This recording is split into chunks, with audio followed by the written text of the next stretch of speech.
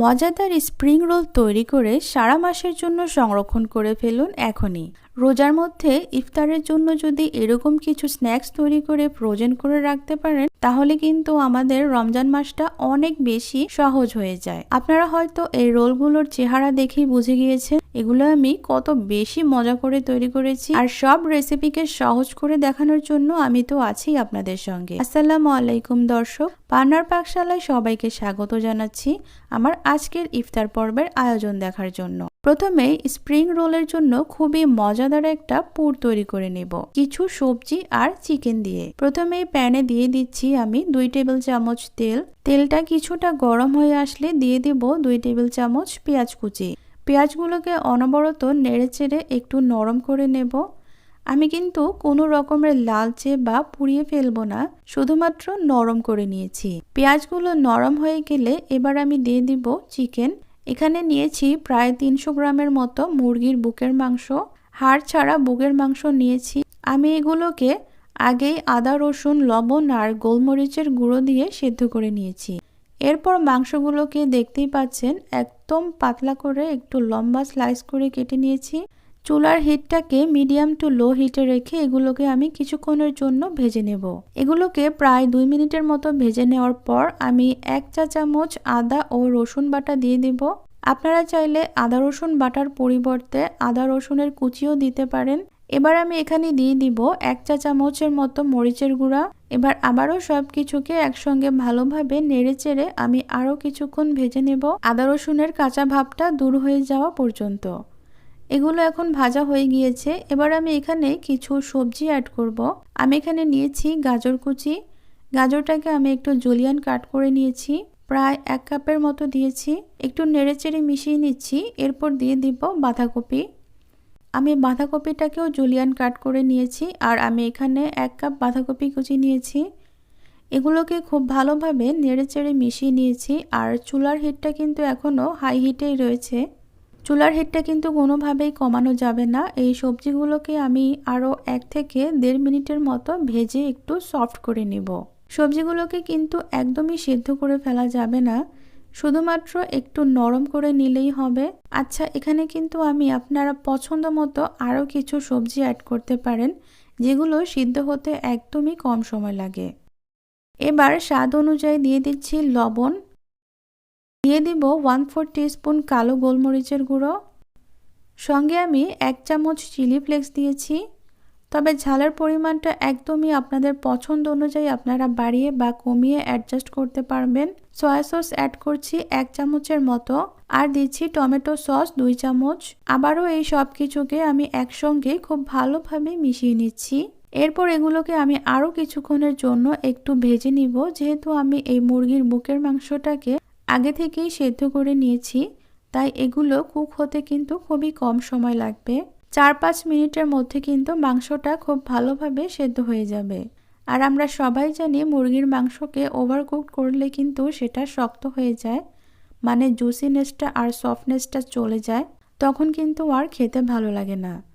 আর এখানে কিন্তু অতিরিক্ত মশলার ব্যবহার করবেন না, মানে বাড়তি কোনো মশলার ব্যবহার করবেন না, তাহলে কিন্তু এটার স্বাদটা আবার ডিফারেন্ট হয়ে যাবে।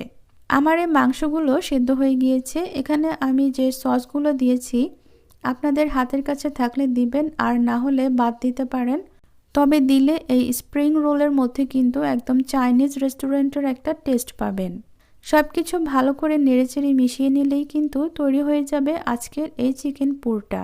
একটা ব্যাপার কিন্তু খেয়াল রাখতে হবে, এই টোটাল কাজটা কিন্তু একদম কম সময়ের মধ্যে করার চেষ্টা করবেন, মানে সবজির ক্রাঞ্চি ভাবটা যেন না কমে যায়, সবজিটা যেন ওভারকুকড না হয়ে যায়, আর চিকেনটা যেন ওভারকুক না হয়ে যায়, অবশ্যই খেয়াল রাখতে হবে। ব্যাস, এগুলো রেডি হয়ে গিয়েছে। এগুলোকে একটা সাইডে রেখে দিব কিছুটা ঠান্ডা হয়ে যাওয়ার জন্য। এদিকে আমাদের আবারও ছোট্ট একটু কাজ করে নিতে হবে। একটা ছোট্ট বাটিতে নিয়ে নিব 2 টেবিল চামচের মতো ময়দা, সঙ্গে দিয়ে দিব 3 টেবিল চামচ পানি, দিয়ে খুব ভালোভাবে মিশিয়ে নিতে হবে। এরপর এইরকম একটা ব্যাটার তৈরি করতে হবে, আর এই ব্যাটারটা আমাদের গ্লুর কাজ করবে। আজকের এই স্প্রিং রোলগুলো তৈরি করার জন্য আমি এইরকম কিছু পেস্ট্রি শিট নিয়েছি।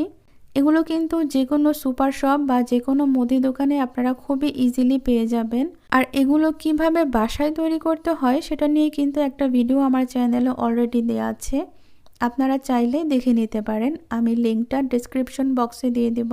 আর এগুলো ডিপ ফ্রিজে ফ্রোজেন করা থাকে। এগুলো দিয়ে কাজ করার ঠিক 30 মিনিট আগে এগুলোকে ফ্রিজ থেকে বের করে তারপর নর্মাল করে নিতে হবে। এগুলো দিয়ে স্প্রিং রোল তৈরি করার জন্য আমি একটা করে শীট নিয়ে নেব। এরপর ঠিক একটা কর্নারে তৈরি করে রাখা পুর দিয়ে দিব। কম বা বেশি আপনাদের পছন্দ অনুযায়ী এখানে পুর দিবেন। আমি একটু কমিয়ে দিচ্ছি কারণ আমি স্প্রিং রোলগুলোকে একটু চিকন করে তৈরি করতে চাচ্ছি। আর স্প্রিং রোল ভাঁজ করা একদমই পানির মতো সহজ, একটু খেয়াল করলে বুঝতে পারবেন আমি ঠিক কিভাবে ভাঁজ করে নিচ্ছি। আগে ময়দা দিয়ে যে গ্লুটা তৈরি করে রেখেছিলাম মাথার মধ্যে সামান্য একটু দিয়ে এটাকে সিল করে দিচ্ছি। এই যে দেখতে পাচ্ছেন কত সুন্দর একটা স্প্রিং রোল তৈরি হয়ে গিয়েছে। কত সহজে স্প্রিং রোলের আমি আরও একটা একদম সহজ ভাঁজ আপনাদেরকে দেখিয়ে দিচ্ছি। এটা কিন্তু যে কোনো কেউ খুব ইজিলি ভাঁজ করে নিতে পারবে। আর এটা মুখে বলে দেওয়া একটু ঝামেলা, তাই আপনাদেরকে একটু দেখেই বুঝে নিতে হবে আমি কাজটা ঠিক কিভাবে করে নিচ্ছি। আচ্ছা, গ্লু দিয়ে কিন্তু খুব ভালোভাবে সিল করে দিতে হবে, তা না হলে কিন্তু তেলে ভাজার সময় খুলে যেতে পারে। এই যে আমি সবগুলো স্প্রিং রোল ঠিক একইভাবে তৈরি করে নিয়েছি। সেই সাথে আমি সেম পুর দিয়ে সমুচা তৈরি করেছি। এবার আমি আপনাদেরকে এগুলো ফ্রোজেন করার পদ্ধতিটা বলে দিচ্ছি। স্প্রিং রোলগুলোকে একটা এয়ারটাইট বক্স বা একটা জিপলক ব্যাগে নিয়ে আপনারা ডিপ ফ্রিজে সংরক্ষণ করতে পারেন প্রায় 1 থেকে 1.5 মাসের জন্য। যখন খাবেন বা ভাজবেন, ভাজার 10 মিনিট আগে ফ্রিজ থেকে বের করে এর উপর সরাসরি তেলে ভেজে নিলেই হবে। কিছু স্প্রিং রোল ফ্রোজেন করে রাখছি রমজানের জন্য, আর কিছুটা ভেজে আপনাদেরকে একটু দেখিয়ে দিচ্ছি। ভাজার জন্য চুলায় একটা প্যান বসিয়ে দিয়েছি আর পরিমাণ মতো তেল দিয়ে দিয়েছি। তেলটা খুব বেশি গরম হয়ে যাওয়ার আগেই কিন্তু এগুলো দিয়ে দিতে হবে। আর একসঙ্গে কিন্তু অনেকগুলোই ভেজে নেওয়া যাবে। এগুলো অতিরিক্ত গরম তেলে দিলে কিন্তু উপরের লেয়ারগুলো ক্রিস্পি হয়ে যাবে, তাই একটু গরম তেলে এগুলোকে ছাড়তে হবে প্রথমে। এরপর চুলার হিটটাকে মিডিয়ামে রেখে পছন্দ মতো কালার আসা পর্যন্ত এগুলোকে ভেজে নিতে হবে, অথবা একদম ক্রিস্পি হয়ে যাওয়া পর্যন্ত এগুলোকে ভেজে নিতে হবে। এরপর তেল ছড়িয়ে এগুলোকে তুলে নেব।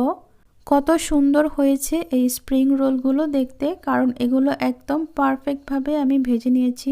স্প্রিং রোলগুলো খেতে কতটা মজা হবে আর কতটা পারফেক্ট হয়েছে এটা কিন্তু এই শব্দটা শুনলেই বোঝা যায়। আমি আগেও কিন্তু অনেক স্প্রিং রোল তৈরি করেছি, তবে সত্যি বলতে এটা হচ্ছে আমার তৈরি করা বেস্ট স্প্রিং রোল। এইরকম মজাদার স্প্রিং রোল যদি থাকে ইফতার টেবিলে, তাহলে ইফতার কিন্তু একদমই জমে যাবে। আশা করছি আমার আজকের রেসিপি আপনাদের কাছে খুবই ভালো লেগেছে আর সহজ লেগেছে। তাহলে আজকে এই পর্যন্ত। সবাই অনেক বেশি ভালো থাকবেন, সুস্থ থাকবেন। সবাই সবার জন্য দোয়া করবেন। আজকের মতো বিদায় নিচ্ছি। আল্লাহ হাফেজ।